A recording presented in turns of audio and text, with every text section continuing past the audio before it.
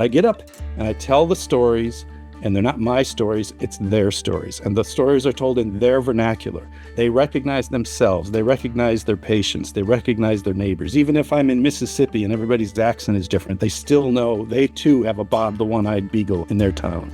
If you want to get through to somebody, right, you've got to entertain them. One of the sweet ironies of nobody reading and AI is that more people than ever are writing books. All right. I get asked all the time, how did you learn to write and tell stories? It was being down at the implement store, listening to the farmers sitting around rolling dice and drinking coffee. They all had stories, and they were storytellers, and their stories had shape and form and flow, and they often had a payoff. Well, hello, everyone. It's Jim O'Shaughnessy with yet another Infinite Loops. As you are about to hear, my guest Mike Perry and I were having so much fun chatting that we skipped the usual introduction and jumped right in. Mike is a ridiculously prolific author, humorist, singer, songwriter, volunteer firefighter, and fellow Midwesterner. Unsurprisingly, Mike and I had lots to talk about. And after I chatted with him, I went and reread 2 of his books. I'm about to reread all of the others. I highly recommend them. Listen in to hear why. Enjoy. I've been watching some of your other interviews. I just finished the big biography of Mark Twain, and I couldn't help thinking of you and him, because I just love, as I was getting ready for the podcast, I'm like, you know what I ought to do is just let Mike talk the entire time. And it might be absolutely the best podcast I've ever recorded. He was, I've not read the new one. I've got 2 others, actually, I can see them from here, that are bricks. And one of the things that he was really helpful to me for was his speaking, because and we may talk about this, but I've never, I can't even say I've done better than I expected, because I've never set a goal. I never dreamed of being a writer. I just wandered into it and discovered the thing I love. And I've never sold 1 million, but I've done well enough that I'm making a decent living and I'm taking care of my family. And but I realized pretty early on that it wasn't my brilliance. There was hard work. We can talk again. We'll probably talk about all this, but there was some luck involved. And Twain, of course, he would have these grand successes, and then he'd blow it all on bad investments.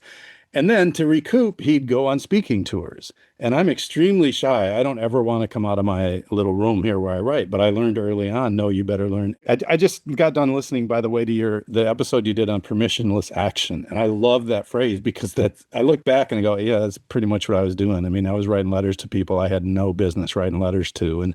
And speaking is another one where I really didn't want to, but I just realized that Twain would make up for lost ground by doing these speaking tours. And honestly, that has become one of our steadiest revenue streams. I keep writing books and they keep doing fine, but the speaking. And then the other way he helped me is that I remember the first essay, back in the 90s, I sold a piece. I think I write about it in the new book, the Improbable Mentors book. I sold a piece to Newsweek kind of by accident, and I got $1,000. And I'd never gotten more than 75 for anything I'd written. And I had a buddy who had retired from the NFL, and he was on the cusp. He was one of those guys where he actually made more money selling used cars after he was out of the NFL than when he was in. He must have been a lineman or he was a line. Actually, there's a great story.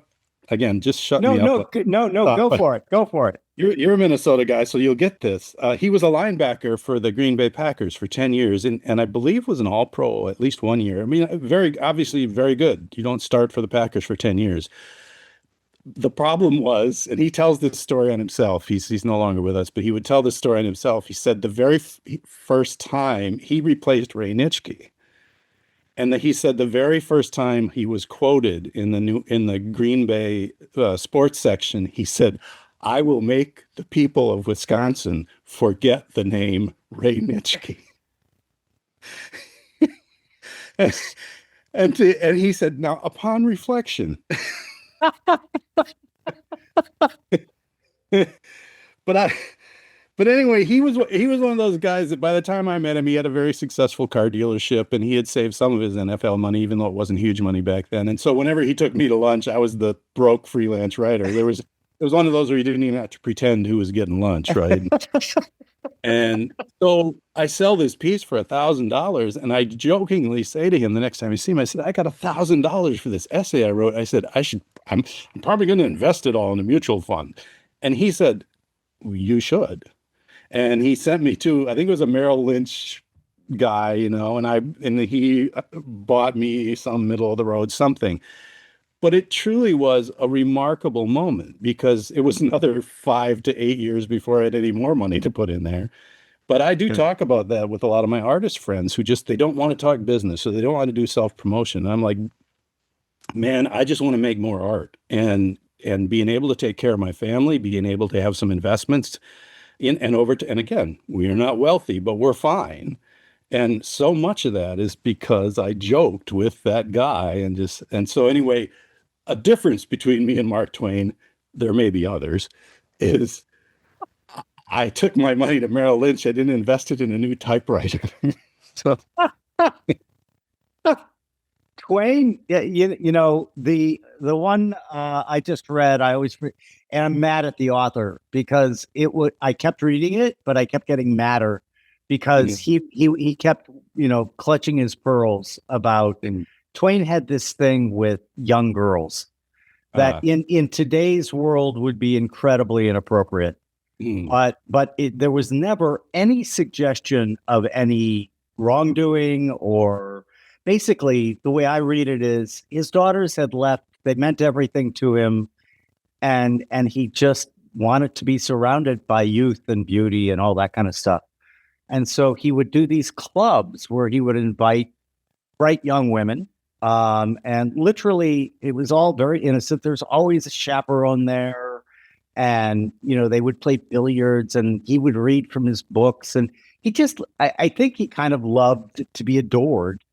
Especially because that's his daughters adored him, and his eldest would really give him great ideas for editing his manuscripts, and so he relied on them. Anyway, he just goes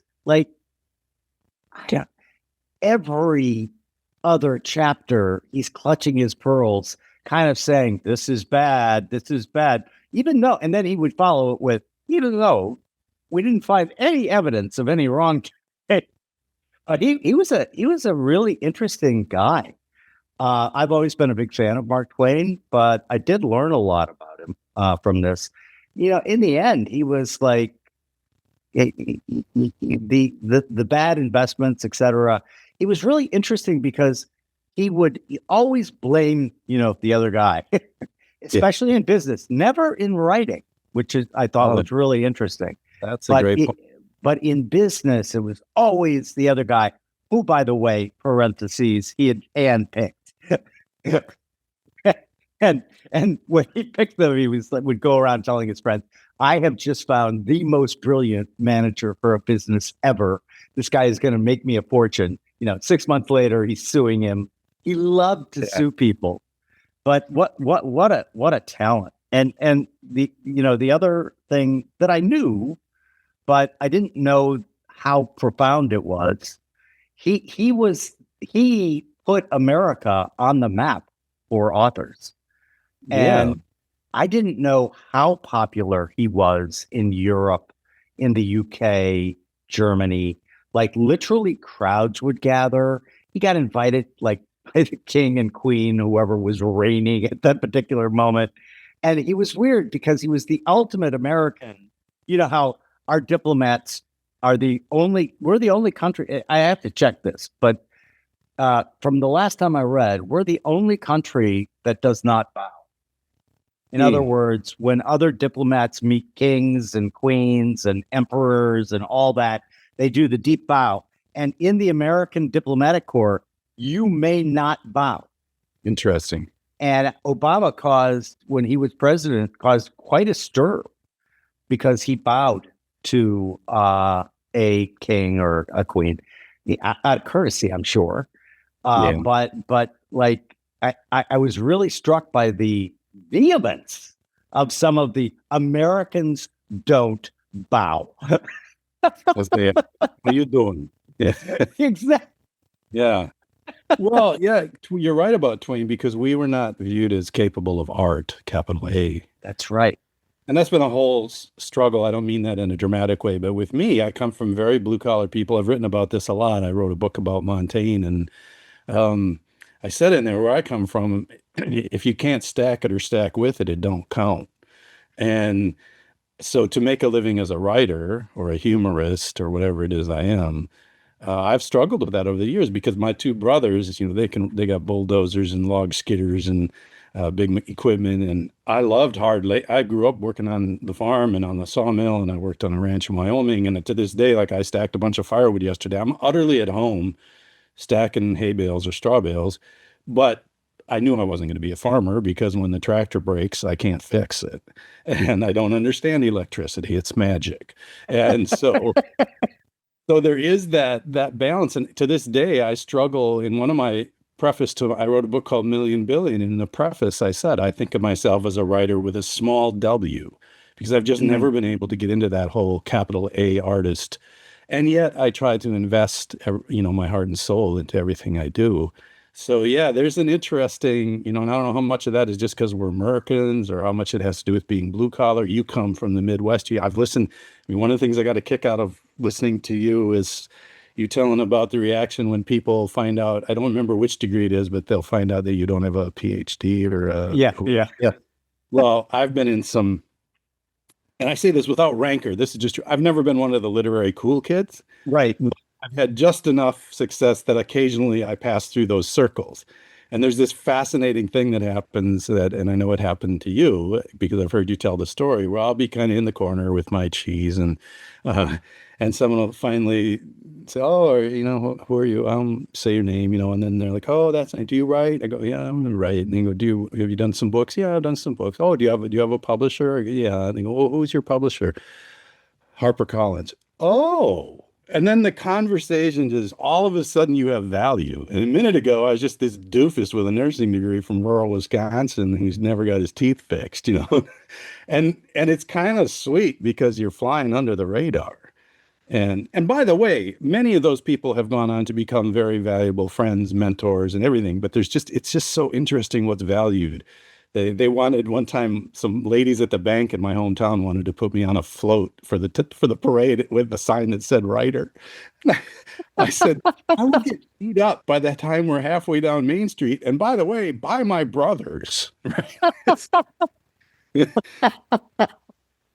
I only got away because I went on fire calls. I was an EMT, so that there's like he's a writer. He goes to modern dance recitals and poetry readings, but he goes into the barn fire. So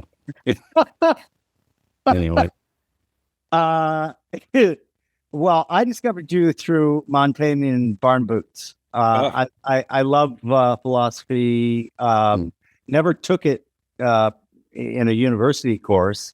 But just got really, I tend to be excessive when I dive down rabbit holes, and then my wife she can see me coming, and she's like, "I really, really love you, but I do not want to hear all about Montaigne. I don't want to hear about Kierkegaard.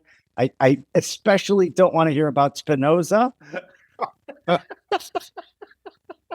I remember I had a dinner with my wife one time. This is back when we had just moved to this little farm. And I do remember with all clarity, her just saying, just very gently but firmly, a tone I'm sure you're familiar with. No more talk about chickens. We're not going to talk about chickens. Yeah, but I think that's one of the things that why I find what you write and say so intriguing. There are so many incredibly wise, just regular folks. That's another part of America that I really think that we don't, modern Americans don't really understand that America, for as it was becoming kind of the world's leader, everything was about practical wisdom. Everything was, let's roll up our sleeves and figure it out. I'm reading about the early tycoons of the Gilded Age, a term Mark Twain coined with his Oh, book. And like literally, Andrew Carnegie, no education, none, just very, very practical, very hustle oriented, but kind of like you with the various diversions and ways that you created your career. He did the same thing. He was just like, I need to learn to be good at something really fast. And so he got really good at telegraph. And the guy who he was doing it for noticed, right? Because Carnegie is getting him messages faster than all the other people. And so what does the guy do? He's like, you'll do. And he hires him. And then like 6 months later, Carnegie is running the whole show. And then he's like, thank you. I want to go over here and do this now. But it was like, we've lost that. We do a lot of work with artificial intelligence and everything. And the fact that we have not trained AIs on that can-do American spirit, which really dominated this country, like for most of our history. And our history was people like us, right? I used to joke when I looked up the O'Shaughnessy family history over there in Ireland. We were very powerful warlords in Galway, right?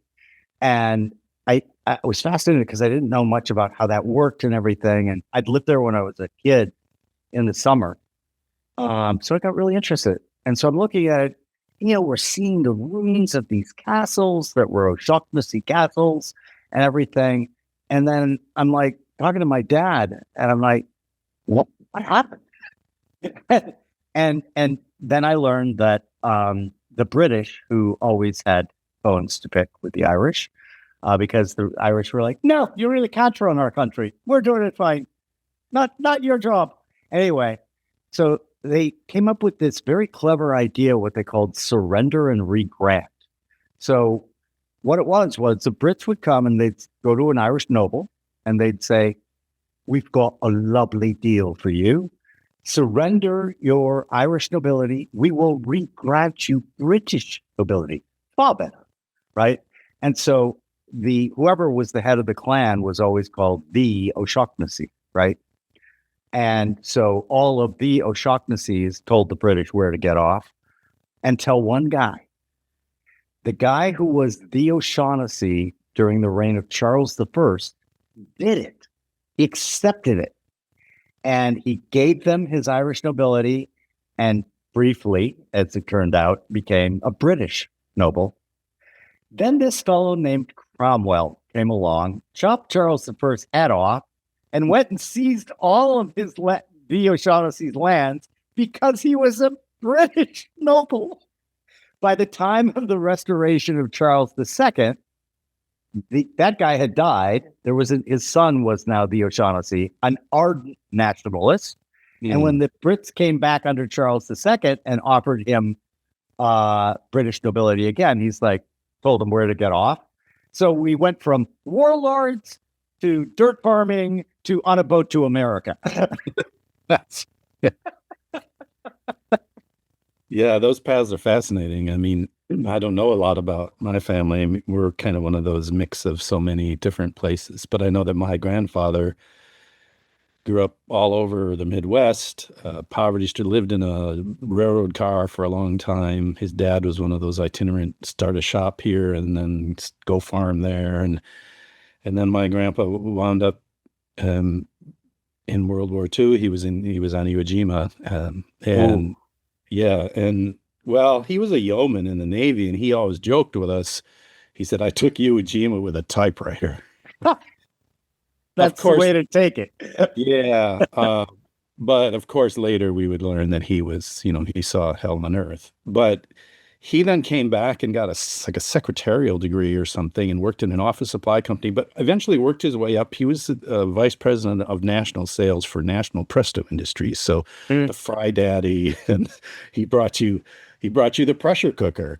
But anyway, he just was one of those when he died, he left me his reading list and it was Plato. It was everything. It was Twain. It was the Bible.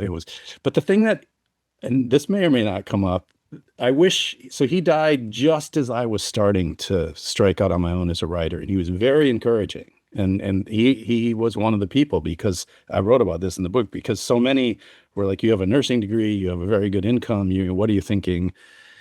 And I, by the way, had no plan. I jumped out of the airplane and started knitting my parachute. And so he just was very encouraging. But I remember the thing that I wish we had wonderful conversations before he died, and I was at his deathbed. But the one thing I wasn't quite worldly or well read enough to comment on was I remembered later he had been promoted to vice president of national sales. He was a terrific salesman. He had had throat cancer, so he spoke in a whisper. And he would do sales conferences in very noisy sales halls. And he would always say, now I'm recovering from cancer. No, no, because people go, oh, oh, oh, and he go, no, no, no, I'm fine. I'm in great health. I'm great. I have nothing to be, but because I speak like this, I am going to have to ask you to gather in very closely. And of course, he would just sell, sell, sell.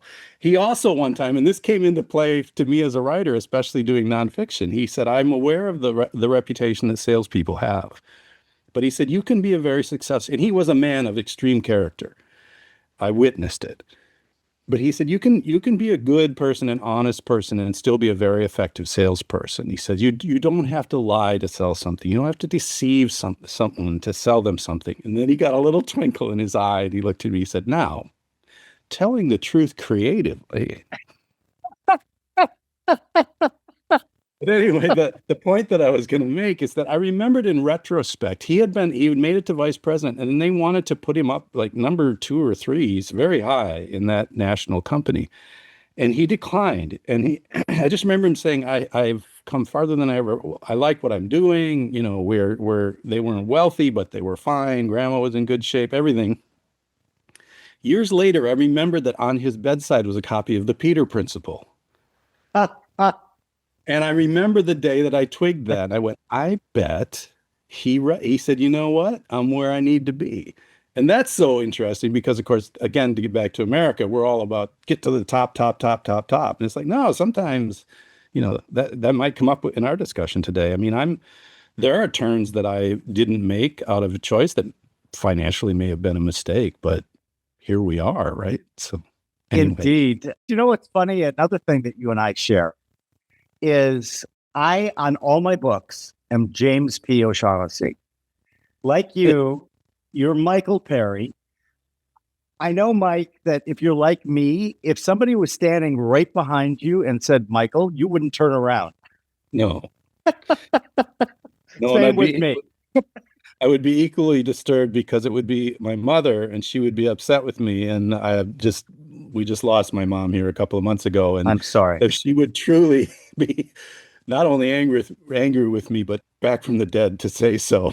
So yeah, I always said I'm Mike every day. It just is a matter of distinguishing things and continuity to be Michael on my books and my billings and things like that. But I always said, yeah, I was only Michael when mom was mad at me. And this is probably true for you. And if she threw in the middle name. Oh, yeah. You were talking to dad later that day. Oh, yes. Man. Like I one time got my mother so angry that I got a confirmation name. I was raised Catholic, even though I'm agnostic now. Note, agnostic, not atheist, because who the hell am I to decide? For the exact same reason. Yeah. But anyway, the one time I can't remember what I was doing, but obviously my mother was very upset with me. And I was outside, and I might have been like hitting somebody with a stick because we were doing sword fighting. And she saw me, and she saw me going in, right? She didn't know that I had welts too. And I heard very clearly, James Patrick Ignatius O'Shaughnessy in the house right now. I went, oh man, I'm dead. Probably had a conversation like I did with my dad one night. And I had hit the Michael Lewis Perry level with my mom. And I knew trouble was coming. My dad's a very gentle man, never struck us in anger or anything, but very firm and very strict and followed through.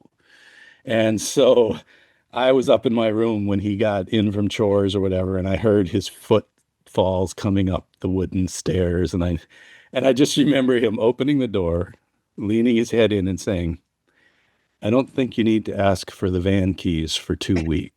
And then he just shut the door and left. And I thought, that's fine. No need for a scene. Copy that.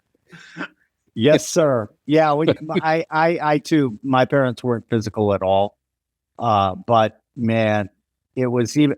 Sometimes I kind of felt like, why don't you just spank me or hit me, or just because you're killing me here. We did lead relatively parallel lives. My parents, we did get spanked, and I've written about that. It was again different time, but also I never ever received a spanking without having gotten several warnings, and very clearly laid out, if you do A, B will occur. And then, even then, there was always a separate trip, literally to the woodshed. Wow. And then you would sit and he would explain to you what you had done wrong and why you were going to be punished, and then you would be punished. And my brothers and I all agree on this. And we you know how when you grow older, all of a sudden you have these conversations like, were you thinking this too? Yeah. And all three of us said that we all eventually hit a point where he said, could we just skip the sermon and go straight to the spanking, because that's way easier to deal with. Totally. And of course, our parents knew better and knew the sermon was the real punishment. Of course. Yeah. What do you think about that? Like, I've been on the East Coast for so long that when I tell people that I grew up in St. Paul, Minnesota, like out here in New York, they're kind of like, you did not. Yeah. Yes, I honestly did. What is it about the Midwest that, and obviously I'm very biased here because I grew up there, but what is it about the Midwest that produces these kind of practical, yet very firm and often very funny personalities? Yeah, that's interesting, because I'm thinking of my dad right now, who's a very quiet, devout man, but devout in my parents tried to teach us two things, and two things above all: charity and humility. And by charity, I don't mean a buck in the jar. I mean charity towards your fellow humans. And then humility. And my mom just died at 84, dedicated her entire life to serving others. I was raised by definition in an obscure fundamentalist Christian sect. And I always say, I like to say that because it makes people nervous. And in fact, that particular sect has, run into trouble and withered, and like so many do. And I left it long ago, and I no longer believe what I was raised to believe. But I am grateful every day I was raised in it. It was gentle. My parents were kind and thoughtful and quiet. Our door was open to all of the people that were being turned away elsewhere, including the ones who were being turned away for doing things that my parents didn't approve of. As long as we were welcome, as long as, follow the house rules. But so I grew up watching that. And so my dad was this very serious, read his Bible every day, thoughtful guy, very intelligent. He would tell you he's just an old farmer, but he's got a chemistry degree and he's brilliant. But he was my first teacher about telling stories and humor, because my dad is that guy who will say something, and about 2 minutes later you go, that was funny. And he also he's so great with the wry comment. In one of my books, so my mom taught me to read when I was 4, so I could read before I was in kindergarten. Part of being in this church was no TV, no movies, no radio, no dancing, no fun. I always say no fun. It's not true. I couldn't get it all done in my childhood. That's another thing. Grew up on a rural Wisconsin farm with no TV, no radio, no movies. We couldn't get it all done in a day. We were just out chopping down trees and riding bikes without helmets and just doing stuff that we just were constantly occupied.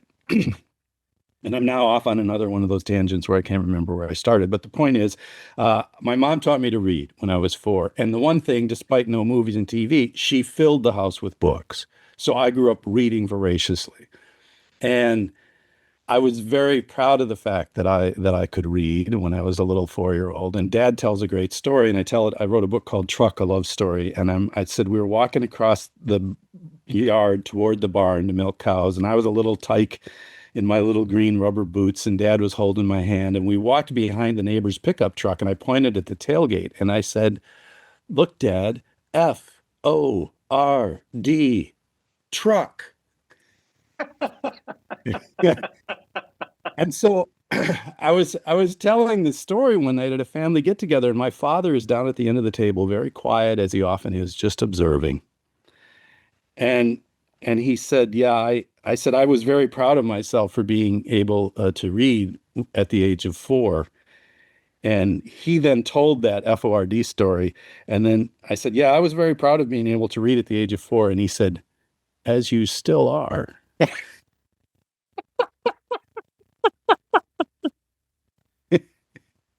So he's that guy. So I think part of it, and in my case, the storytelling, I get asked all the time, how did you learn to write and tell stories? It was being down at the implement store, listening to the farmers sitting around rolling dice and drinking coffee.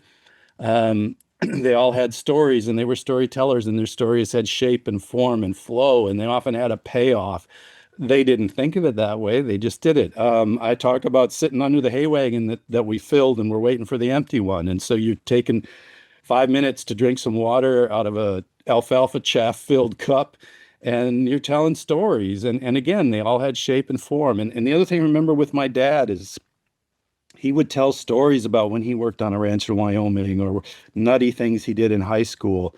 And they became favorites, and you would ask for them like the greatest hits. I remember as kids going, Dad, tell us about the one when you were driving the tractor and you grabbed the pitchfork handle instead of the clutch, and so I think part of that humor and storytelling is just we didn't have a lot more. And I'm like you, I'm that age. I was born in December of 64. So I'm on that cusp of Yep. either. And it's, even to this day, I'm the guy, I'm not a Luddite. I'm, interested in AI. I'm talking to you on a MacBook, all that kind of stuff. And yet I don't have the innate sense of those things that my daughters, 18 and 25, do. So I was old, and I am old enough to remember when there just was more, especially in the country, visiting. You dropped in, and you visited, and you talked. And how many conversations I had through pickup truck windows. It's still one of my favorite places to talk to somebody is through a pickup truck window.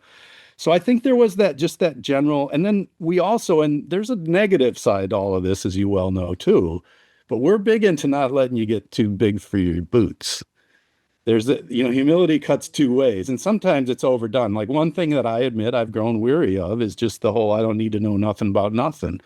Yeah. And you know what? I am not the brightest bulb, but and I have terrible retention. One of my favorite things about Montaigne, the reason I wanted to write about him, is because he said, I've read all omnivorously, and yet I can't remember anything. And I'm that guy. Like when you start telling Twain things, I'm the guy that goes, "Oh yeah, that's right." Or if we're talking about Monty Python and the Holy Grail, I can't quote it. I can just go, the one with the rabbit, the teeth, That's a rabbit.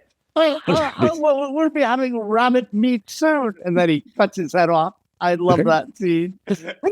Run away. But I think so. Part of it too is just that I mentioned that where I come from, if you can't stack it or stack with it, it don't count, and that includes a stack of books. And so, on the one hand, we're always overcoming that.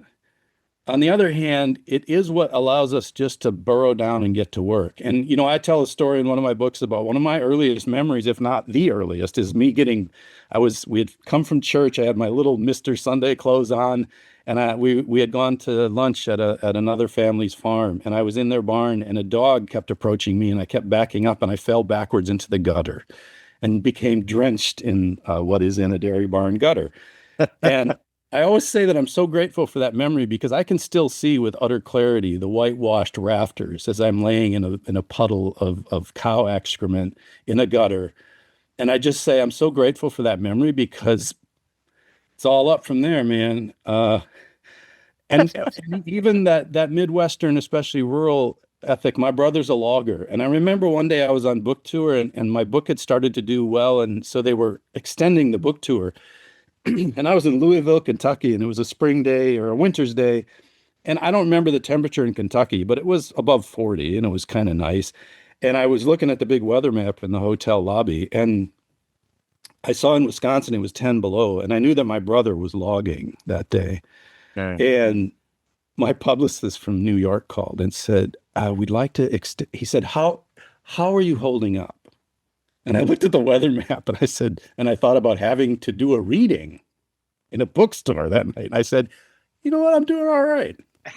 I ain't logging in the 10 below snowstorm, so yeah, so I'm trying to build now, and the one other thing, and again, I mentioned this cuts both ways, and everything's always changing too. Things are sort of leveling for better or worse culturally everywhere. But I can't tell you, and it just happened to me in LA at Universal Studios, but I can't tell you how many times in New York City publishing I run into someone and you start talking, they're from the Midwest.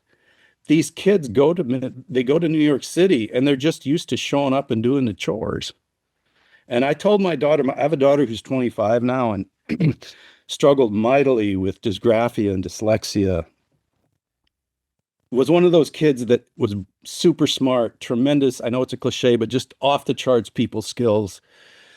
And, her ACT scores and stuff I remember her weeping, as we opened them.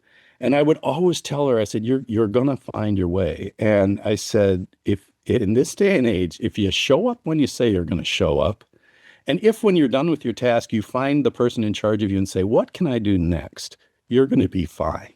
And she's 25 now. She just took a job with a startup, so it's that kind of Midwestern thing. And as I said, I don't like to overdo it either because it does get overdone. We also, not everybody around here's got the same work ethic. I think, and the other thing is, I always think, at least maybe I'm just speaking for myself, it's that positive aspect of imposter syndrome. I was on Universal Studio lots recently pitching a script that'll probably never see the light of day. But the fact that I was invited there because of what I do, I literally, even after all these years, I'm sitting there going, holy crap. I used to clean calf pens, man. I was just stacking straw bales with my dad 2 days ago in Chippewa County, Wisconsin. And now there's that universal globe. And yet, obviously, I'm bringing it. They wouldn't have me there if I didn't earn the appointment. So, well, yeah, I'm sorry.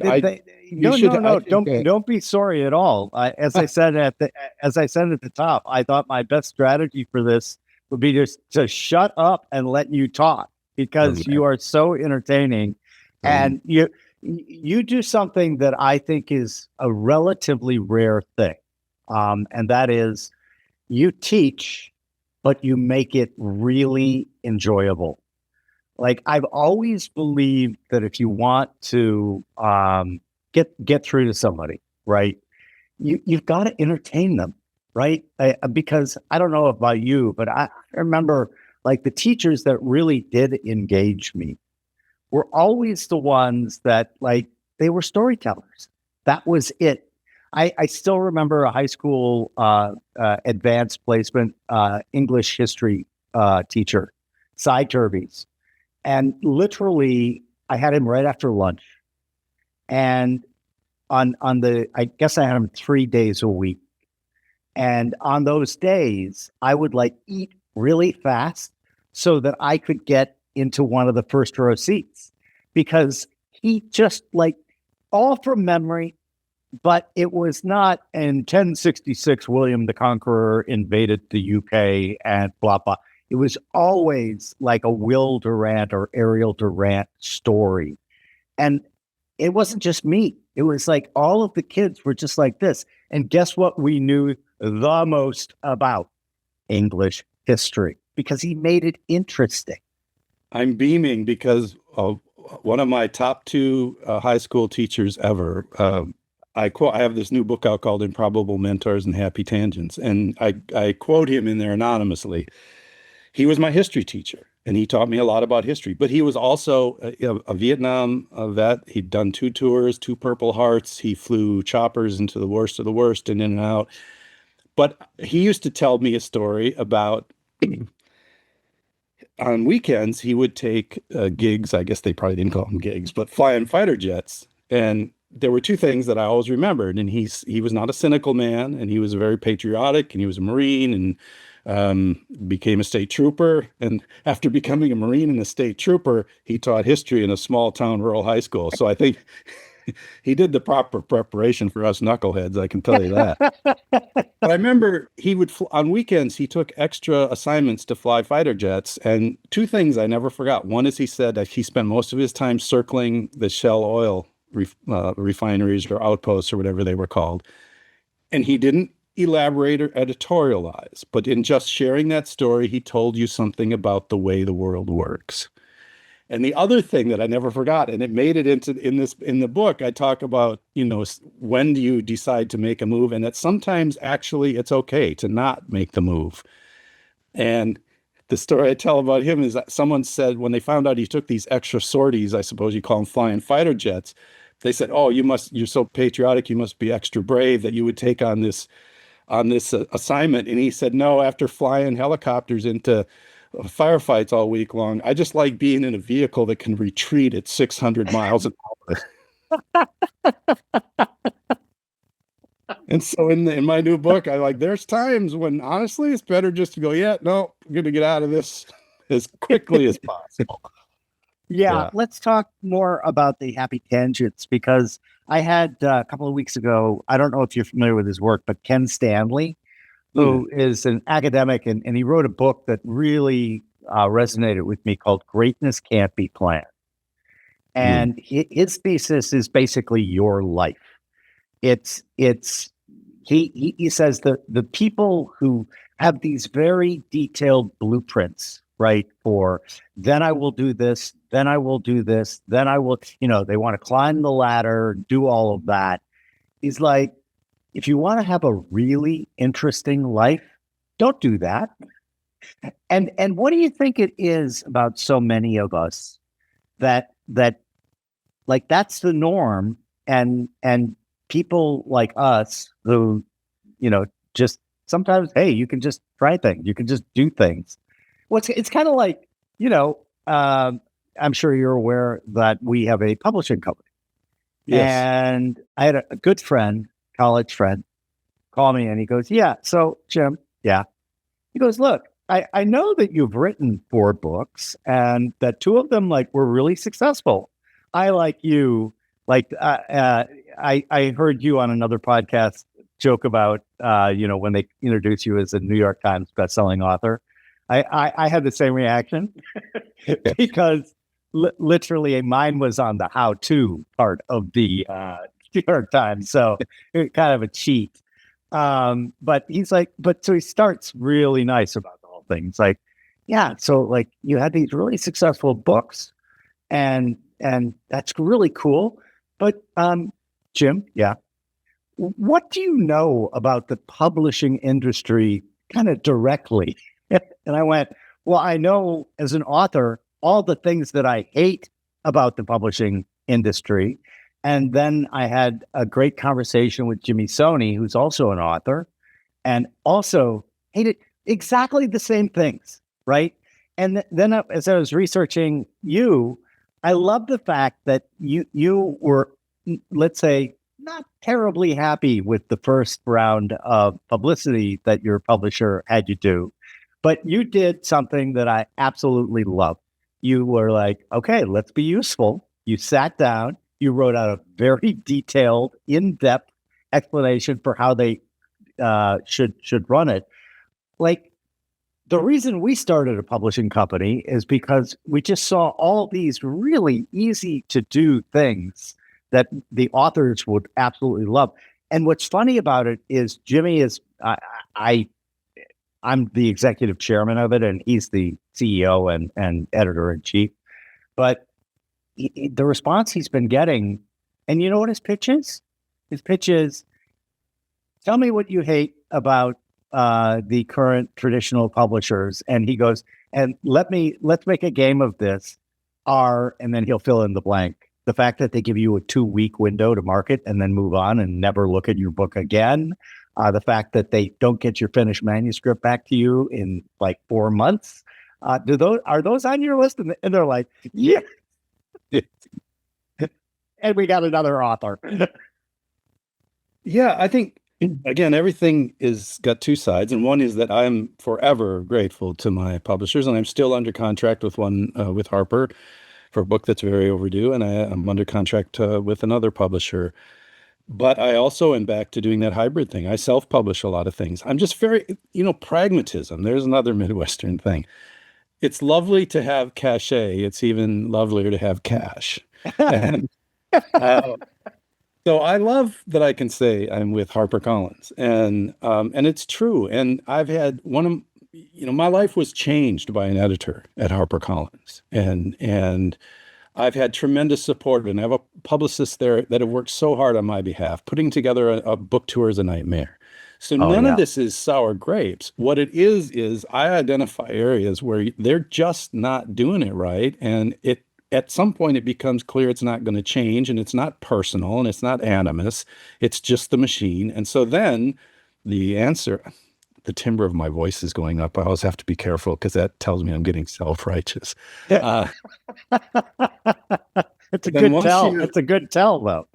Yeah, it's also, I just realized too, I did that thing that so many of us autodidacts do. I said timbre. I think it's actually timbre, but I know what Wait, it you are means. correct, monsieur. Yes, I know what it means and I know how to spell it. Well, it's like when I wrote a book about Montaigne, I told all the public radio interviews I do, they all go Montagne. And I Yeah, said, listen, right. I'm from rural Wisconsin. If I say Montagne, it's going to sound really, I'm saying Oh, Montaigne. that is so funny. We really are brothers from different mothers because same thing, like Montonya, like all of the, and just it makes me feel such like I'm just a fake. And Yeah. like I, I can, I grew up in the Midwest. I'm going to say Montaigne. Okay. I can be respectful of it. Like again, this gets back to, I don't want to be that person who's going, I don't need to change my way of thinking about Right, nothing. right, No, right. absolutely not. But there are just some situational situations where you go, no, I really need to just say Montaigne.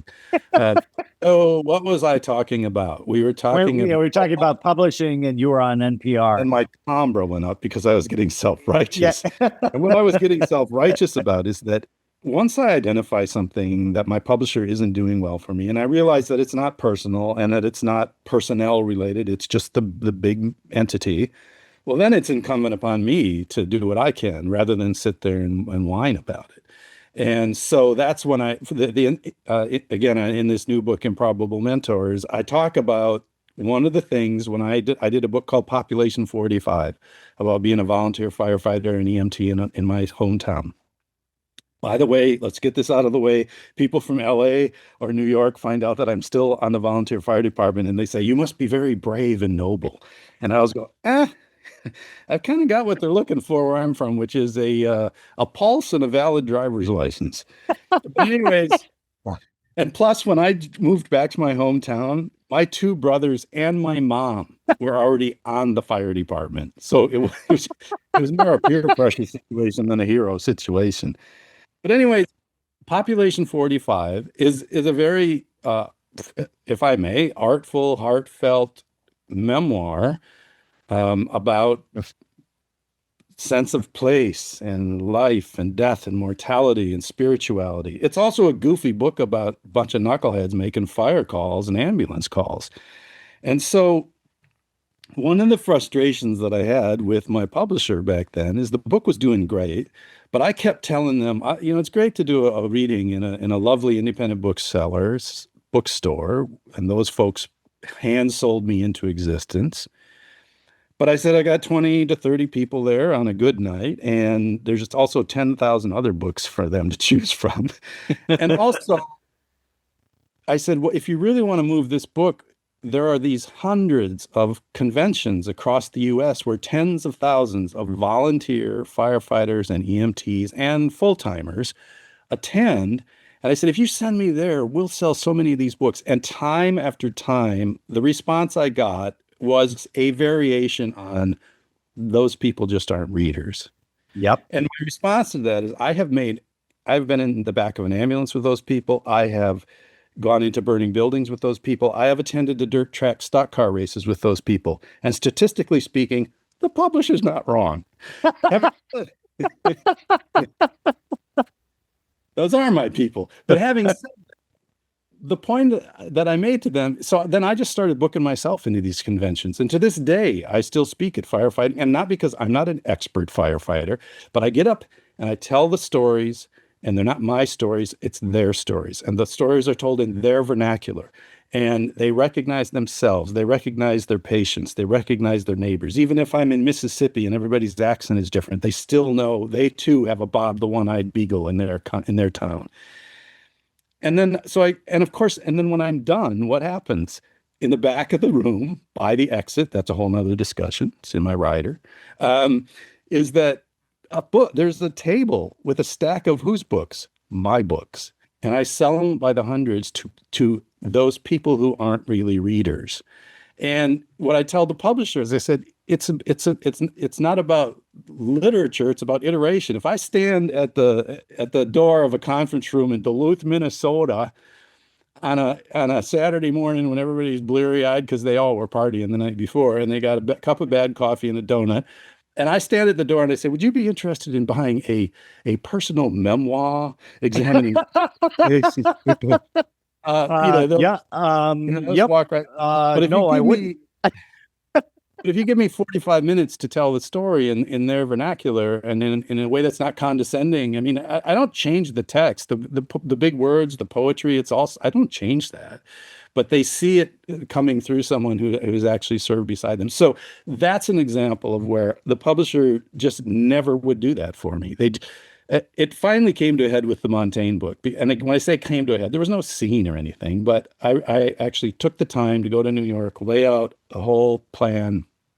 Here's the things that have worked. Here's the places that haven't worked. Here are the places you haven't sent me that we might have a shot. And they couldn't have been nicer, this whole group of people at this conference room table.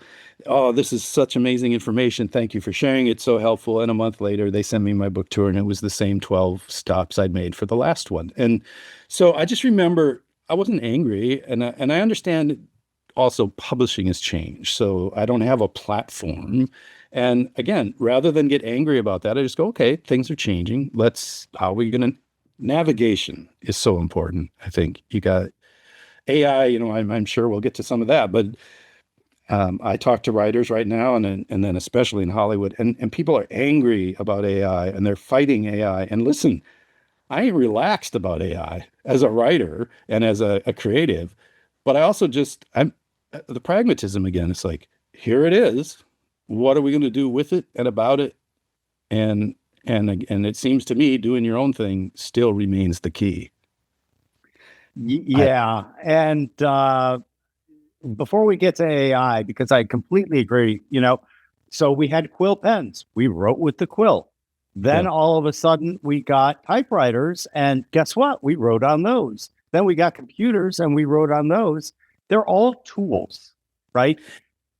Yeah, and it's not the all or nothing. You just reminded me too. I'm back to now, like I said, I have a couple of books under contract with some legacy publishers, and I love working with those folks. But I also currently self-publish some things because there are certain books where I just realize this isn't the book for a big publisher. And both of us are going to be frustrated if we feed it into their machine. Now, when I self-published, like I self-published a novella about a farmer. It's called 40 Acres Deep, and it's the darkest thing I've ever written. But it also is 100% me allowing myself just to be artful and try to be that guy that used to have nice long hair and would go to the coffee shop and write really bad poetry. And I immersed myself in that book, and I put my heart and soul in that book. And, we took it to some publishers in New York, and it isn't even that they don't want it. They don't know what to do with it. First of all, it's a novella, and it's a grim book about a farmer in Wisconsin. So again, I don't get upset. I just go, it seems like I'm better off publishing this myself, and the thing now has sold thousands of copies. It's still, it's kind of hit trickle stage now, but it has sold thousands of copies, and I would just be frustrated if I left it with the big guys. Now, the big guys, I usually sell far bigger numbers with the big guys because of distribution, but we can talk about royalty scales, and we can talk about self-publishing and how when that nice lady bought my book yesterday on my website, the money was waiting for me this morning. Mm-hmm. It's fascinating to me. And again, it's not all or nothing. I'm eager to finish my book for HarperCollins and get it out there. but I'm also just as eager to, I've got this new book out that we self-published, and there are just so many ways to do things if you're willing to just barge ahead, take a shot. We again are sure ridiculously simpatico. My biggest experience with the traditional, first off, like you, I owe much of my career, and I mean this quite sincerely, to the fact that McGraw-Hill chose to publish my book, What Works on Wall Street. It literally made my career. And it was back in the 90s where you had to have the imperator of a well-known publisher. And I wrote, my first book was called Invest Like the Best. And as I always joke, being the laziest human on the planet, I won't do anything until I know that, like, I'll get a contract out and publish. So I went to the bookstore and I bought one of those big, you remember those big, thick books on publishers? And all they really contained were their addresses. And the writer's market. Yes. Finish your story because I got one. Okay, great. So I'm there with my wife and I grab it and she's like, what are you doing? And I went, I'm going to write a book. And she's like, you're going to write a book? And I went, yeah, about, this new way of looking at the stock market. And you're buying that because you're going to find a publisher through that? I went, yeah. And she's like, honey, like, I love you, but that isn't the way the world works. Like, you need an agent. And I'm like, well, let me just see. I don't know. So what I did was still using, well, actually, no, I had a computer. It made it easier. I just grabbed the 100 biggest publishers, being an idiot, and sent off a query letter to them saying what the book was going to be about. And I'd love it if you would publish it. And I still regret this. I kept all of the rejections. It was the funniest file ever because some of the people, like the highfalutin publishers, I got a letter from one woman saying, obviously, you do not know who we are. We are for serious literature. And then she goes, please never contact me again. But out of the 100 letters I got, 98 were rejections and 2 were let's talk. And one of those 2, the other one was Wiley, which was a big financial press at that time. But the other one was McGraw-Hill, which was a really big name. And so I flew, or actually I was living here. I went down to New York, had the meeting. They gave me a contract. I got a $5,000 advance. And I felt like, wow. I just looking at the check, how cool. And now I got to actually write it. Yeah. But so I owe so much to the traditional publishers, but that does not stop me from being able to say, listen, best practices, but from 1925 are maybe, you might want to update those a little bit. And so, like, that's what drove me into starting the publishing company, just because there are so many new tools. And you mentioned royalties, right? Like, we'll make deals with authors where they get 70% of the royalties. Yeah. Why? Because technology allows us to do so many things that we don't have this huge staff that we have to pay. And like the economics, why are we still letting the author whose work this is, why are we saying you should be thrilled with 15%? That's absurd. Yeah. That's absurd to me. Now I want to hear your story. Well, first of all, 2 things. I love your letter about don't ever talk to us again. I never got one quite that profound, but I didn't keep my rejections. I had so many, I didn't see any point. But one of my favorites was I was writing a series of humorous stories about life in a small town, and I made up the town. It was called Foggy Crossing. It wasn't real. You could definitely recognize my neighbors, but it wasn't real. But these light little humorous tales, and well, I'm not going to go off on that tangent. That little endeavor is still paying off 30 years later. But at the time, I was pitching them to publishers as a collection of stories. And I pitched to one small publisher, and they sent me back a letter that said, until you are the stature of someone like a Garrison Keillor, we won't be interested. And I remember even back then, I was dead broke. And I remember even back then still going, listen, if I'm the stature of Garrison Keillor, I'm going to be talking to you people. The ships will never, ever meet. Yeah, we've clarified the situation considerably. But the reason I reacted so positively to the writer's market reference is I quit my job, my nursing job. I took a job for $6.25 an hour proofreading brochures. I had to take a proofreading test. I aced it. They said we haven't had anyone who's done this. I said I have a nursing degree. I also remember when I told them I had to interview 3 times for the proofreading job. And on the third interview, they brought in the vice president of the company, and she said, "We're just baffled. You have a nursing degree. We know what they're paying you over there at the hospital. What are you doing?" And I said, "I want to be a writer." And I said, "I'm a young nurse, and I was working on neuro rehab with traumatic brain injury, spinal cord injury, strokes, amputations, that sort of thing." I said, "I take that very seriously, and I'm not far enough into my nursing career where I can just go home and show up the next day and serve my patients well. I actually need to prep and spend time getting ready. So in order for me to write, I just need a job where I'll do the best. I'll do a good job, but I need to, when I punch out, I've then got until midnight to be a writer." And so finally, the last question the vice president asked is, she said, "Well, where do you see yourself in this company in 5 years?" And I looked her in the eye and I said, "Well, I know what I'm supposed to say. I'm supposed to say I'm going to work really hard. I'm going to move up and you'll hopefully get a management position." And then, but I said, "But here's the truth." I said, "Every day you see me walk in that door, you know I'm going to be here at least 2 more weeks, because that's how much notice I'll give you." And that was I quit. I worked that job for, I think, a little over a year or maybe 2 years. And 1992, that's when I got my last paycheck. And so, but then where it kicks in is I had no idea how to be a writer. And there's a library 15 minutes from here. I went in there. There was a giant thick brick of a book called The Writer's Market. It was filled with in my case, magazine articles. And filled with submission guidelines. But in the front of the book, and this is the part that drives some of my MFA friends right into a bridge abutment. In the front of the book, there was a slim little section on how to be a writer. And I just said, "Oh, all right then." And I apologize if you got an MFA, but that's how I did it. Yeah. By the way, again, because I always feel like I'm covering, but some of my greatest mentors and dearest friends are MFA folks and teach and everything. So again, we're not casting aspersions on everybody, but there's just many paths. And that idea of not knowing any better, it's like, I think I maybe referred to earlier, I think of it as kind of the reverse imposter syndrome. Yeah, like I don't know enough to be.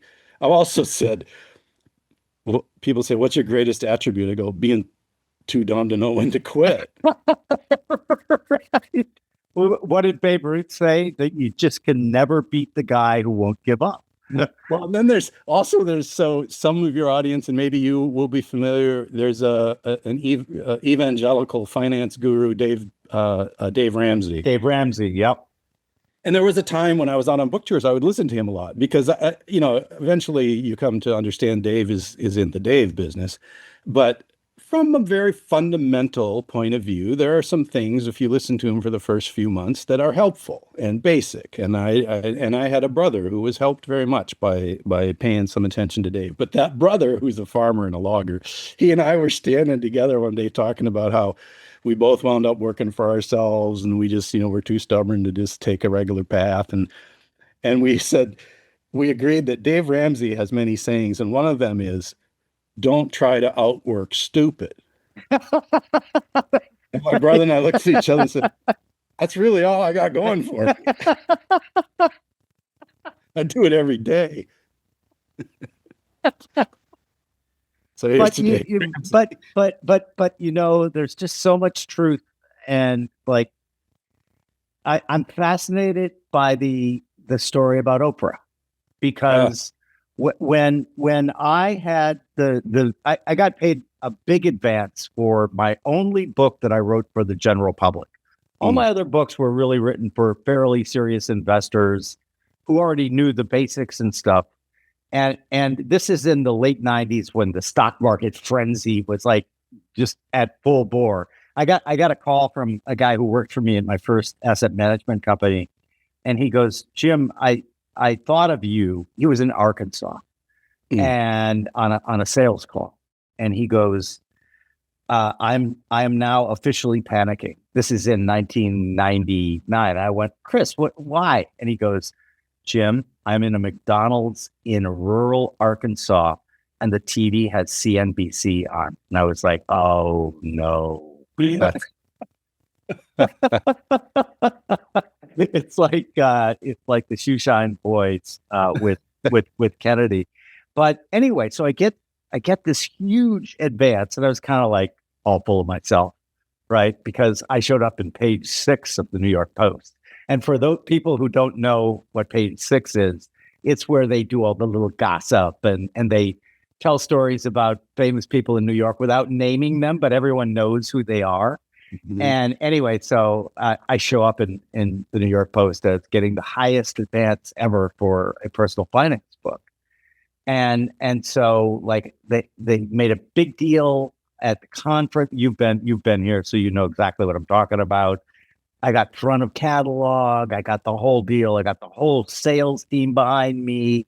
They put me on a satellite tour where I literally spent the day in an office in New York doing morning radio. And you start on the East Coast and then you go all the way out to California. And I don't know about you, but answering the same damn question 29, 30 times in a couple of hours gets a little boring. Anyway, so I got an opportunity to be on Oprah 4 months after the book had published. And mind you, the book had met their expectations. It was on the bestseller list. It was doing well. It was called How to Retire Rich. And anyway, Oprah people called and said, you want to come on? And I'm like, yeah. Now, I said, yeah, without ever having seen an Oprah show, right? Mm-hmm. So this becomes important later in the story. But anyway, I say, yeah. And my agent calls and he goes, "Well, they're not going to do it." And I'm like, "Wes, slow down. What do you mean? They're not going to do what?" And he goes, "The minute you got confirmed for Oprah, I called the publisher, who shall remain nameless in this tale. It was not McGraw-Hill. It was another publisher. Anyway, and said, he's gonna be on Oprah. You got to print extra books. How many do you have left in the warehouse?" And I think at the time they had something like, 15,000 copies left in the warehouse. And they're like, "It's done well. We don't really want to do a reprint." And he's only got a 5-minute segment. And I'm like, "Wait, so they're not gonna," and he goes, "Nope." And you know what happened. I spent my 5 minutes on Oprah. And literally, I was an Amazon junkie because it was so new back then. And I would just refresh. And it like literally went to number 1 on Amazon, and they sold out of the book. Yeah. And I'm just like, oh my God. So I had a good experience with Oprah, but I'm really intrigued. And I really think, by the way, it makes me think much more. Well, I thought highly of you before. It raises you in my esteem by the fact that you turned her down. And you turned her down for, I think, very good reasons. But tell our listeners that story because I think it's fascinating. Yeah, I've been an EMT since 1988 and always have my kit with me. I'm a first responder now. It's a slight different certification.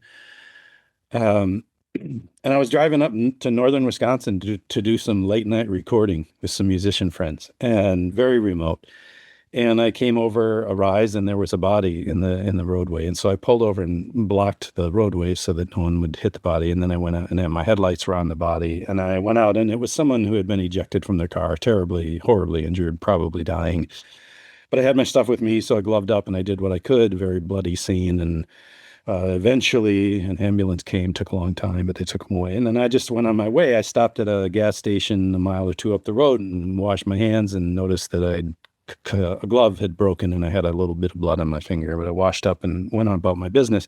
The next day, a sheriff's deputy contacted me and asked if I had been on the scene, and I said yes. And keep in mind, by the way, this is back in the mid 90s, early to mid 90s. And I said, yeah. And he said, well, did you have a blood exposure? And I said, well, I actually did. And it turned out the gentleman had indeed died, but also was HIV positive. Now, back in those days, there was just so much misinformation, disinformation, aspersions, negative connotation, all this stuff. And I just thought, I was in my early days of writing essays and trying to place things in magazines. And I thought, I should write about, all of a sudden, I wanted to learn a lot about HIV. And I also knew that I was going to be getting tested for the next couple of years. And even though I was actually quite comfortable with the idea that I was fine. I had checked, I didn't have any skin breaks or anything like that. But I will tell you, when you go to the desk back in those days, you had to go into the lab to get your results. When that woman approaches you, she's going to say one of two things, and it's pretty exciting. And so I just thought, well, I should write a piece about, because right away, I heard some jokes from some of my roughneck buddies and stuff. And I thought, I can try to write a piece that conveys the idea that this is not just a big city problem. It's not just a cultural issue. It's literally here. We need to know how to deal with it. It's just with common sense and thoughtfulness. So I wrote this essay about the accident and what I did, and then about, my little hope that we would all do the right thing. And it got published in Newsweek. And so at some point after that, I got a call from Oprah, not Oprah personally, but yeah. And they said, one of her many minions. But what they do say is, Oprah read your piece in Newsweek and she loves it. I don't know if she did or not, but anyway. I want to hear the rest, but I can confirm she doesn't. I'll tell you that part of the story afterwards. Yeah. So, but they said, we would love to have you on. And I just remember I had self-published 2 books at that time. They were pretty bad, but they were necessary. That's a whole other discussion. Like, I learned in public. And I always say, if you find one of those 2 books, please bring the book to me so I can be the one to burn it. But yet it was a very essential step in the process. Sure. And so at that time, I had these 2 little self-published books. I'd written a few regional pieces. That was the only national piece I'd ever written. But I knew enough to know that this is huge. If you're a writer and you can get on Oprah, that's massive. And so I wanted desperately to be on. But then the next thing the person said is, she said, oh, great. She said, we're doing a show about heroes. And I just remember getting a sinking feeling in my gut because I had seen the Oprah show. And I just said, well, this isn't really about heroes. And I'm not comfortable saying, I just did what I'm trained to do. And when you tell it, I know it sounds like some dumb self-deprecation, but it's true. And they said, oh, well, we want you to talk about heroism. And we think that's the thing. We think you're a hero. And I remember this turmoil, but I just said, no. I said, if you want me to come on and talk about HIV and AIDS and trying to educate ourselves out here in the hinterlands, I'll do that. And the short version of the story is that they hung up, and I'm sure that 3 minutes later they had booked their hero, right? Yeah. And in the book, Improbable Mentors and Happy Tangents, I talk about, I'm not here to say I made the right call. I think I did. But the point was, it was every writer's dream is to get on Oprah, and I wanted to be a writer and be on Oprah. But I also knew that A, they weren't going to talk about the things that we needed to talk about. And B, I wasn't ready.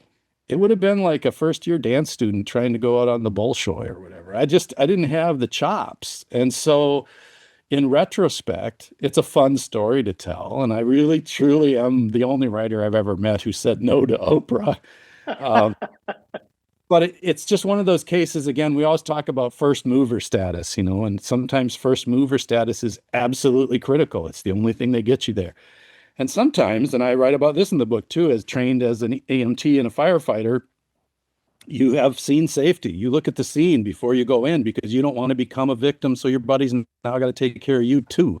And I tell a story about me going into a scene and finding myself in a very dangerous situation because I didn't assess. So sometimes being the first mover is just a way to become the first dead one.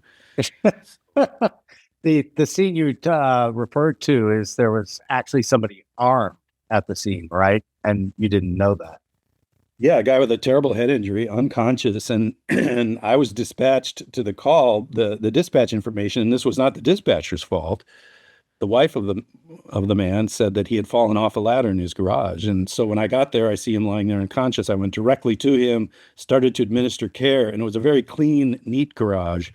And I just remember all of a sudden she's beside me, and all of a sudden I realized there's no ladder. And I said, I thought he fell off a ladder. And she said, no, my son did this.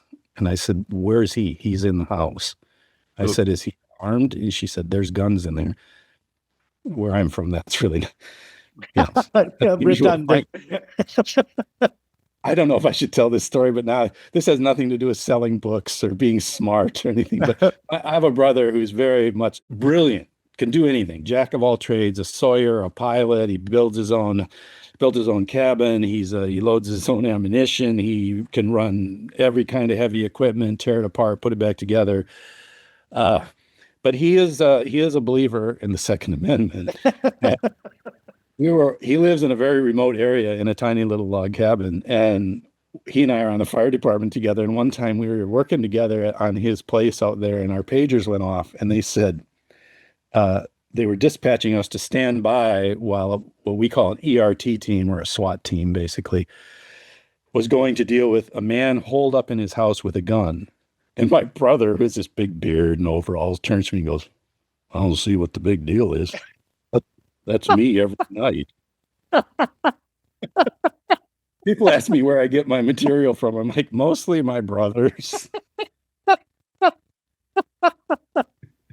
I had Now a that you great. got that picture, when I talk about just being so happy to do what I do, that's my life. I mean, I'm hanging out with my brothers, going deer hunting and talking, and having him say things like that. And then a week later, I'm at Soho House in West Hollywood. And boy, everybody there, I said, I went to Soho House for a meeting one time with some film people, and I wish I could quote myself directly, but I'm not that egotistical. But I said something along the lines of how it felt to be there. And it's always that balance of, as we've been talking about, being grateful for what these folks are doing, but also being able to just go, the emperor has no hors d'oeuvres. And I was in Soho House, West Hollywood, and I said, the food, the hors d'oeuvres were good. The chairs were soft. The view was incredible. But the general vibe was like a nervous breakdown in a razor factory. Everybody. You've been there too. Yeah. And I'm there going, I don't know. I'm going to go back and bale hay with my dad. But I will have one of those gherkins. Well, that's the other thing. Like, I believe that people who, first responders like you, special forces, emergency room docs or nurses, EMTs,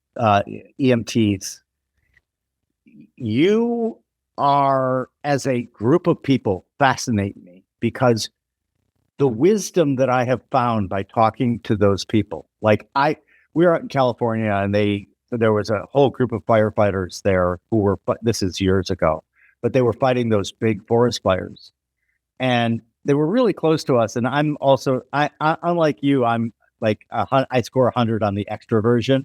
Like, it drives my wife crazy because she doesn't. And like, I'll walk up to anybody, and like, we were in Miami once, and there was this very rough looking guy as a bouncer. He was a biker. He had the cut on, and he had the chain, and like, he was vaping. And this was just as vaping had come into popularity. And so I start, and my wife is like, don't go over there. Don't go over there. And of course, one of the salt of the earth guy had a great conversation with him, why are you vaping? Because my old lady threw me out with the cigarettes, and like I needed I needed to do it. But I ended up having this great conversation with him, and like that, I went over to the firefighters, and I'm like, I heard you. Can I listen in and ask you questions? And they're like, yeah, sure. Mhm. And I got to tell you, I learned more in that like 30-minute period about the real problems facing California from Yeah. those guys than I could have been talking to governor after governor after governor who would have just BS'd me. And these guys were just so authentic, so real, because they're the ones on the scene. And one of the things that I find is the reason I have such great admiration for people like you who do that is you can't fuck around with the all of the nervous energy in a razor because you are literally facing life and death. And so reality comes at you real fast and you learn to be very pragmatic. It plays a big role in both keeping you grounded and in gratitude. Um, and also sparing you that desperation, the nervous breakdown in the razor factory where everybody's maneuvering and I got to get this gig and I got to get this deal. And don't get me wrong, I'd like the deal, Sure. but I just finished an essay that I don't know if it'll find a home. It's shopping around a little bit, but it's called Baling in America. And I do write about it. I wrote about I was baling baling straw with my dad, who's 84, just lost his wife of over 60 years. And I'm on the wagon just kind of watching him up there in the tractor. But I'm also fresh out of LA and had a wonderful, again, I keep saying this, I love it. I'm so happy to be out there. And I love Ubering off to Universal Studios and tilting at windmills. Um, but one of the things that EMS and fire has done for me, and the reason and by the way, I want to make it clear, I make maybe 10 to 15 calls a year at this point. I'm gone so much, but I live in an area where they just need anyone they can get. But it just never lets you lose your sense of mortality. And I don't walk around filled with darkness or impending doom all the time. I am a Midwestern Scandinavian. Read a lot of Kierkegaard. I'm a depressive optimist. Things really seem like to just keep going.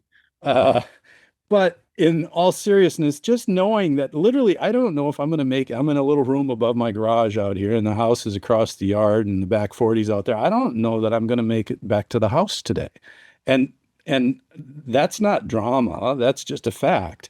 And when I was in LA this last time, in the 24 hours, the 48 hours, let's say, before I went to LA, where everyone was desperate, and I was involved in a deal that went south, and just watching people fillet each other. And in the 48 hours preceding that meeting, I made 3 calls, one to a suicide attempt, one to a car accident, and one to a farmer who was short of breath, and all within 2 miles of where I live here. And I know that one day it'll be me. And so when I'm in that meeting room and everybody's maneuvering, or if I'm in Soho House and everybody's checking out who just walked in and what do I got to do, I just go, I don't know, folks. You know? And again, I say oh, it was in the essay. I've written so much stuff I forget where it all is, but in the essay I said, there's no question I also have lost ground in certain places or not gotten things because I don't have what I call that Gimlet-Eyed Drive, where you're just like, I'm going to do whatever it takes. Like sometimes I go, I'm not going to do that. Yeah, I don't. I definitely think, though, that the special nature of not only the work that's being done, but the people who are drawn to doing that work. Yeah, and the other thing that, oh, I'm sorry. No, please. The other thing I thought of just now too, it isn't just the mortality either. The thing with me is, and as a guy who works as a cowboy and grew up on a farm and everything, I have watched the toughest, baddest dude in town weep in pain. I have watched the guy who was mean to everybody tremble like a little baby. And that's not to make fun of him. That's just to say, I never forget that could be me at any minute. I don't care how tough you are. And so again, that's kind of that almost sort of a psychological pragmatism, if you will, that you're just saying, I'm going to put my stuff out there and I'm going to charge ahead, fully aware that it could all end in tears. Well, I mean, I think that's the thing, right? Like, because I was that Gimlet-Eyed guy, and I was the like, I'm going to use this book, I'm going to use media, I'm going to do all of this stuff, and yet back to Oprah, right? So Yeah. to close that Yes. loop.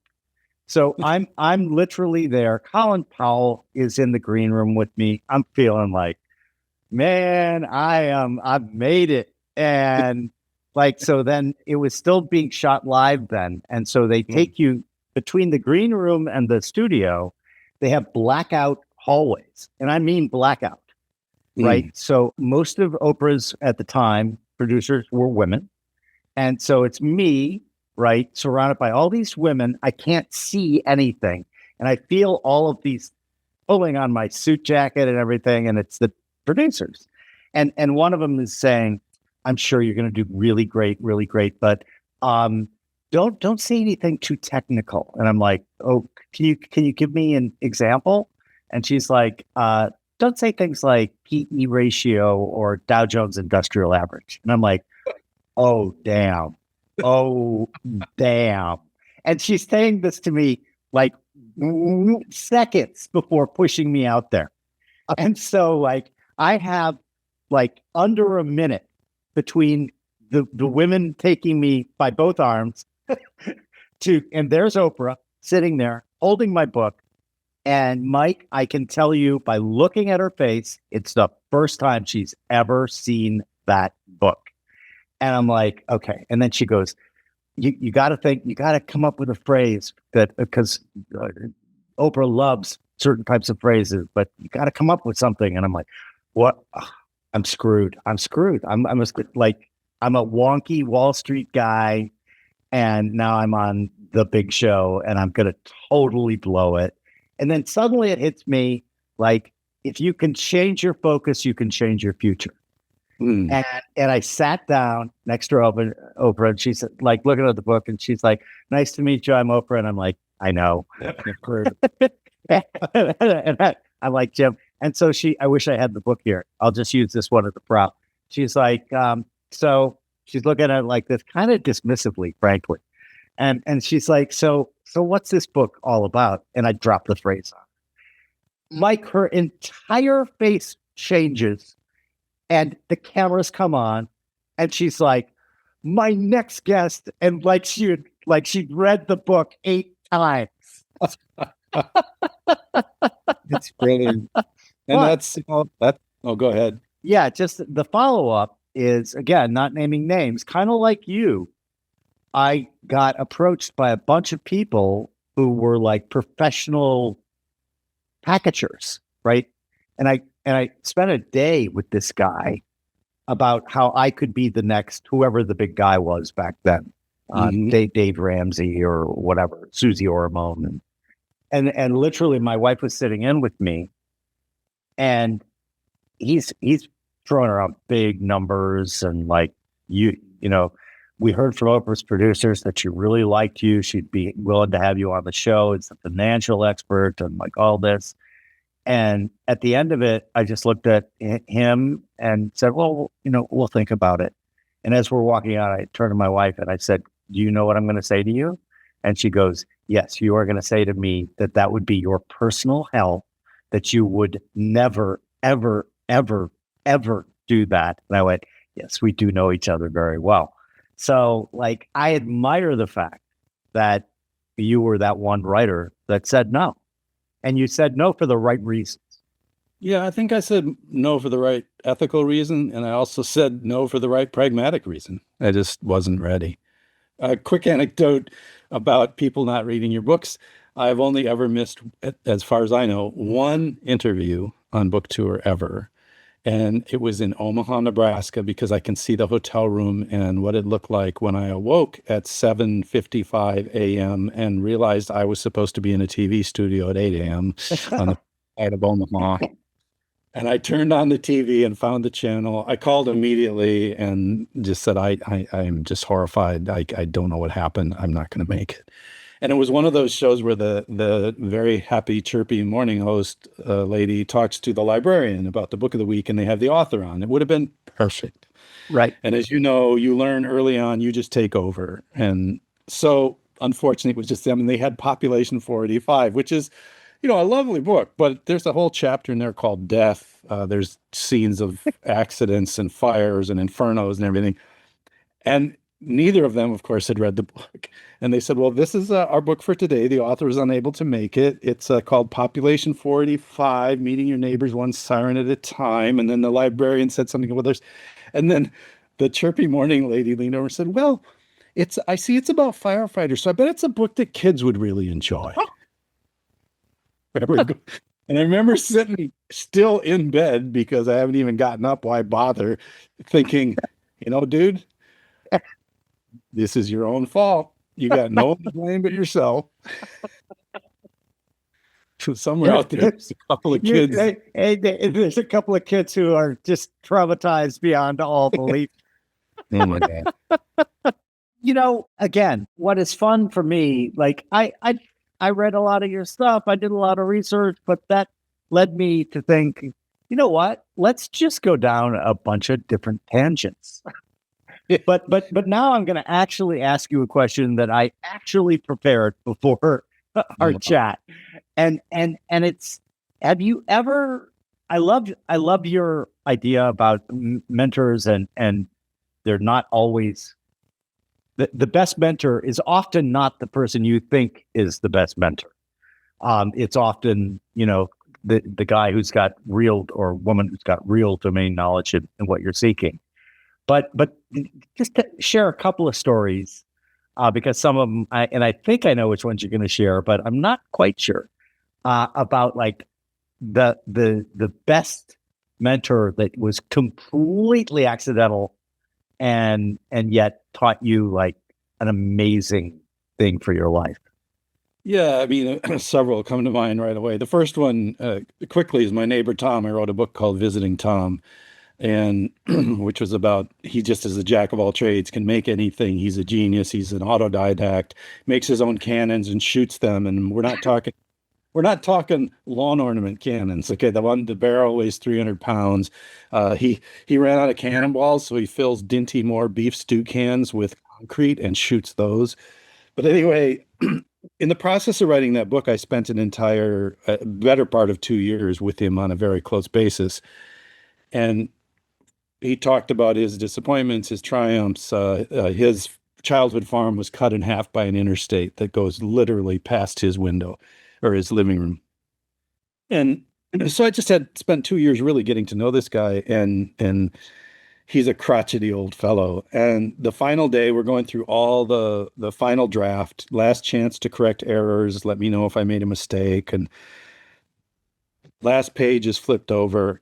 And I look at him, and it strikes me that we're neighbors, we're going to see each other, but this may be the last time that we're truly going to be working together in this particular realm. And so I just looked at him and I said, Tom, all this, I gestured at the manuscript. I said, all this living, all this life, all these lessons, all these victories, all these failures, do you have any regrets? And he looked me right in the eye and he said, yep. And that was it. And then I realized, yeah, he does. And he's not about to tell you about them. And so the point I made with that little chapter is that, you can't necessarily seek wisdom. You can't seek a mentor. It's like pushing a rope. It's just going to knot up and trip you. You just got to put yourself in their presence. And of course, he had taught me plenty already. I think of my nursing instructors. But when I was in nursing school, I had, I said I was a voracious reader. I read piles and piles of books. I was reading, well, mostly, my dad would tell you, mostly Louis L'Amour cowboy books. He said at one point, my dad said, I lost more man hours to Louis L'Amour cowboy books than to pickup trucks, girls, and football combined. But I also read, I was reading the Bible because of our church, and I was reading, I read All Quiet on the Western Front in third grade and Gone with the Wind in fourth grade. And And I remember getting in trouble for sneak reading Serpico in fifth grade when I was supposed to be doing math or Oh something. my God, I read that too when I was at Yeah. right around that. Oh my God, we really are almost related. So as much as I read all these books, to me, growing up a poor farm kid in rural Wisconsin, and when I say poor, I have to rush to point out by technically below the poverty line, but went to every night when I went to bed, I never went to bed hungry, and I always knew I was loved. So the two greatest privileges in the world. But it just never occurred to me that I could be a writer. To me, authors were capital A people, and they were from distant places and mysterious places. So I was well into nursing school. I had by that time figured out that I enjoyed writing, but I hadn't even begun to conceive of it as a career. I was studying nursing. And nursing was, they taught us human assessment, holistic human assessment. In other words, yes, you check out the abdominal pain, but you don't get tunnel vision. Yes, you get the vital signs, the blood pressure, but you don't just look at that. You look at the whole person. You ask questions, socioeconomic situation, emotional situation, family situation. All of these things come into play before you make a nursing assessment. And the line that I finally have come up with is that when I went to start writing, I found out that all these skills were directly applicable because nursing is human assessment and it's predicated on human assessment. And what is writing but human assessment? And then on a much more practical level, the little anecdote I share is that I've mentioned I'm very shy. I've learned to function in public. I love performing, but that's different. But one of the things that's really hard for me is cold calling, and you have to do it all the time, especially back when I was doing magazine work. And I always say that I'll pick up the phone and put it down 12 times before I call somebody. But what nursing did for me is it taught me to go into a tiny little room with a complete stranger, ask them to take all their clothes off, and within 40 seconds, ask them when's the last time they pooped. And so whenever I would find myself going to have to interview, whether it was a country music star or a CEO or even just the guy down the road, and I didn't want to, and I would just go into nurse mode. I'm like, no, you're just here as a pro, ask your questions and get on with it. I love that. And also you ask great questions too, right? Because I love the story about how when you were traveling with the country music folks, like everyone asked them the same question, always the boilerplate. You and I both as authors, we know we could recite ahead of time what we're going to get asked, right? And so you develop your kind of stock answer, but then you started getting great stories when you said, "Hey, tell me about the bus driver."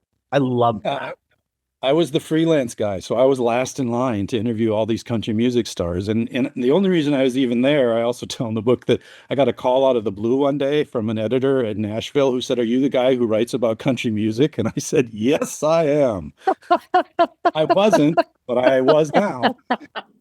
And that led to this assignment where I would go to these country music festivals, and my job was just to get the little 300 word summary thing. And because I was the freelancer, I was last in line behind the radio people, the TV people, the big glossy magazine people. And so I quickly learned they all asked the same four questions, they got the same four answers, and they printed the same stuff. And I too had to ask those questions because that's what my publication wanted. But thinking back to my grandpa, who said, there's ways to do this stuff, I was honored. I honored what I was supposed to do. I asked the four questions I already knew the question to, or answer to, but then I also knew I'm never going to have this person again. So then, yeah, at the end, I just started saying, tell me about your bus driver. Well, in country music, bus drivers they're legends in their own right. And of course, I would get people who couldn't wait to get out of the press tent, who then were talking to me an hour later. Vince Gill is the one I always remember, that an hour later, 10:30 at night, he just wants to go get on the bus, and he's still telling me bus driver stories. So yes, it's often the question no one is asking. And I have to give a little shout out to a guy named Andy Andrews who helped me come up with that idea too. He's written about that himself. We were trapped on a boat once and talking about the people who had influenced us before we realized they were influencing us. And that led to this book. Yeah. So it's a question you never get asked that you should be asked. Oh man, you stumped me right on. This is only my second question, and I'm already. uh, what is writing really about? I think I would say, and what what writing is really about is not what you thought it was. One of the most heartbreaking things for me is I meet people every day who want to be writers. I mean, one of the sweet ironies of nobody reading and AI is that more people than ever are writing books. All right. And I meet people every day that say I'm a published author, and I just smile and say yes because they are. But then they'll start asking me questions, and I realize that they are asking me questions about an industry that ceased to exist 40 years ago. And even I have had to navigate that. My first book with HarperCollins came out in 2002. And I remember that right around then, there was this little company, Amazon. And we were also, everyone was very angry at Borders and Barnes and Noble because they were going to kill publishing. It's like, well, check out over here. That one came out of nowhere. But people, and don't get me wrong, in that essay that I keep referring to, I wrote about wishing that I had my own movable feast. I too wish that I could just go hang out in Paris and write. I too wish I could be down in Key West in the early 70s. But it changed. And so, yeah, I think if people would ask, what's it really about? Because the one thing I see over and over, I get approached at my events and people say, I've got this great idea for a novel. And I say, well, you should write it. No. So the deal is, you should write it. And they don't want to hear that. What they want is to say, well, here's the number of my agent, here's the publisher. And by the way, as long as we're at it, let's just get your direct deposit information. I think it's probably not my best answer, but it's the one I came up with, is just the reality of what you're doing. And that circles back to, I talk a lot about I call myself a self-employed writer because that's what I am. And I'm willing to talk about promotion. I'm willing to talk about, I have a 2002 Toyota that I load up with a bunch of book boxes and some t-shirt tubs. And I got a guy named Tony who's my merch dude. And he comes with me and we do gigs in places like Gilman, Wisconsin. And you know what? I make a good living at it. Because again, back to, do you want cash or do you want cachet?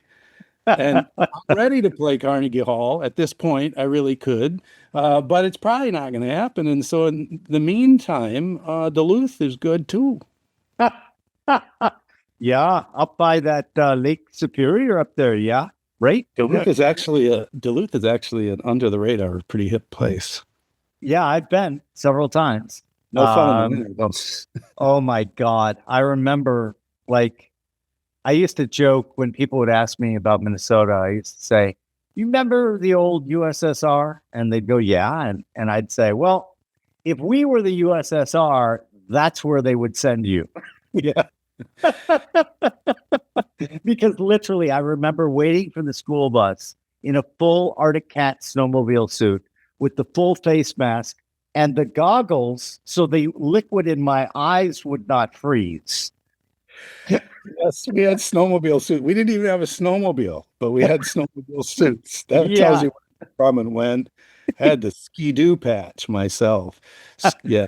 I had Arctic Cat. I had Arctic Cat. Arctic Cat. The thing about just being pragmatic and business-like is that the thing I just had this conversation with a younger person this week who wants to be an artist, but is very troubled by capitalism and very troubled by self-promotion. And I just explain that in my case, if I take care of the business, I just am buying myself more time to make art.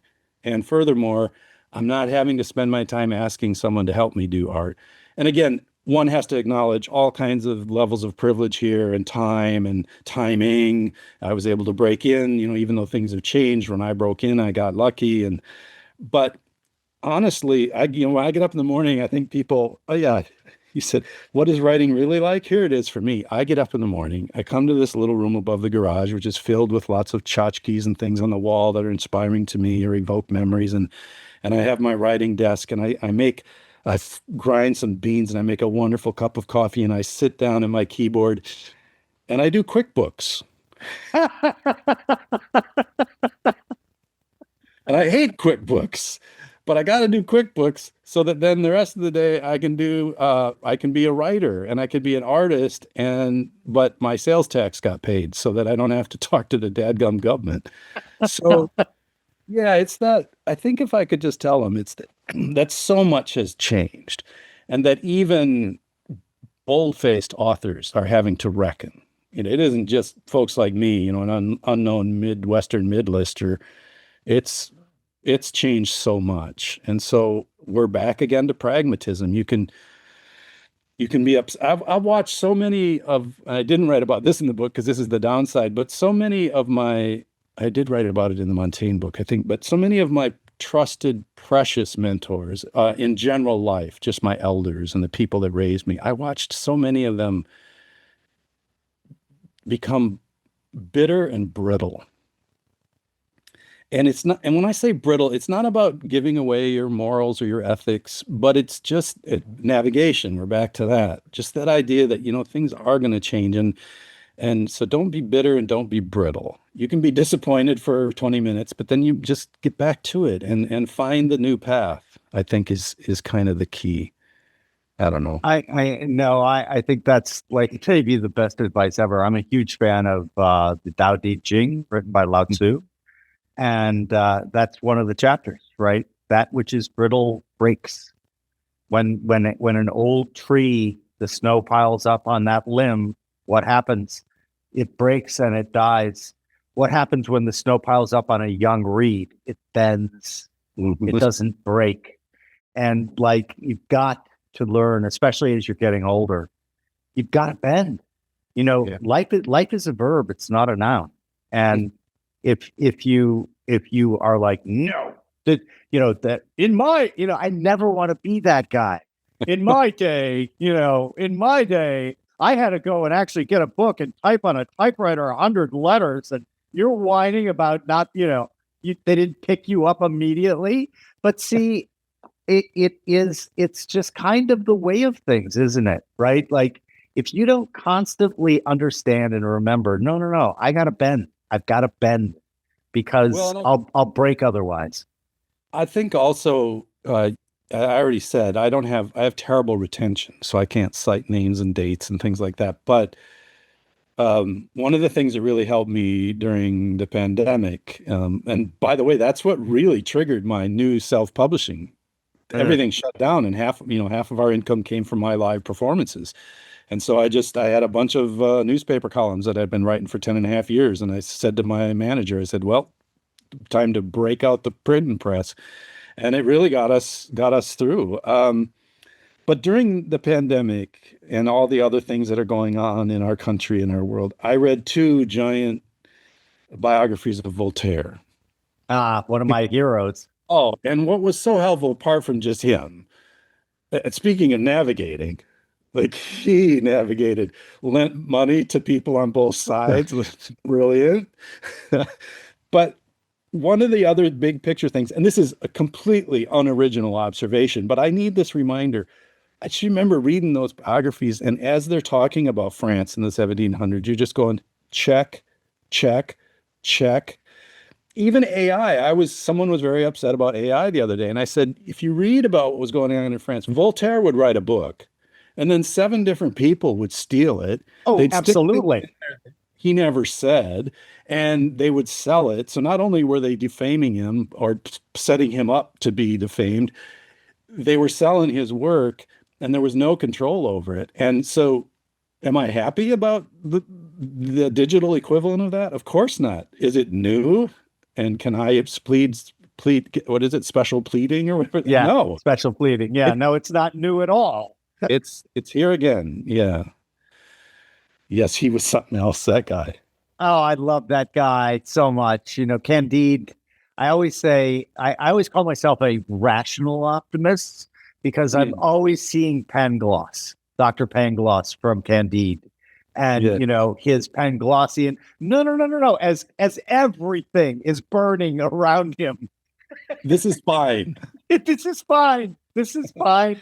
In fact, it's better than fine. This is the best of all possible worlds. Yeah. But I've read that book so many times, and I had an insight the last time I read it, and I'm like, there is something to Pangloss's attitude, right? Like as when you read it when you're a kid, you're like, God, this guy is idiot. Like, this guy is just such a moron. And then as you get older, you're kind of like, there's probably a little bit of wisdom in that outlook, right?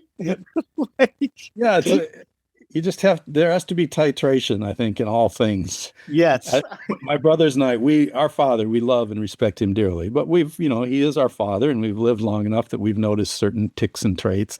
And I mentioned earlier, he is a man of great humility and charity. But one of the things that my brothers and I joke about is whoever you mention, my dad will say, "Oh, he's a pretty good guy." And my brothers and I, when we finally got to the age where we go, "No, he's not. That's a bad man, Dad." Well, wasn't it Montaigne? I might be getting my citation wrong, but wasn't it Montaigne who said wisdom is knowing what to overlook? Let's just say it was him. Okay. And yeah. I have a guest, Alex Danko, who's been on the podcast 10 times, and he's really a bright young guy. And so we never plan at all. And I really mean that. So it's just raw. And so the current joke is we're just here training the AI models of 21, 25.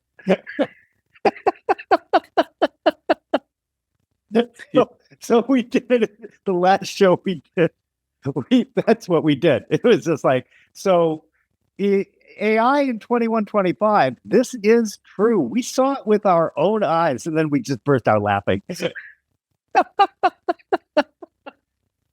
Yeah, you're telling AI, check out this. What are you going to do with this? Yeah.